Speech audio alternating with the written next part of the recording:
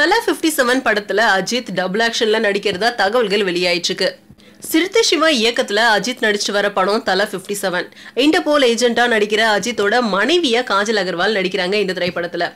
கமல்ஹாசனோட இளைய மகள் அக்ஷரா ஹாசனும் இதுல அஜித்தோட அசிஸ்டண்டா நடிச்சிட்டு இருக்காங்க.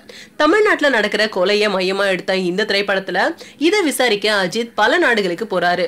ஃபர்ஸ்ட் கட்ட படப்பிடிப்பு ஐரோப்பிய நாடுகள்ல நடந்துச்சு. அடுத்த கட்ட படப்பிடிப்பு ஹைதராபாத்ல நடக்க இருக்கு. இந்த நிலையில தல 57 படத்துல அஜித் டபுள் ஆக்ஷன்ல நடிக்கிறதா வேற தகவல்கள் வெளியாயிருக்கு. இந்த தகவலை சிவா இன்னும் உறுதிப்படுத்தல.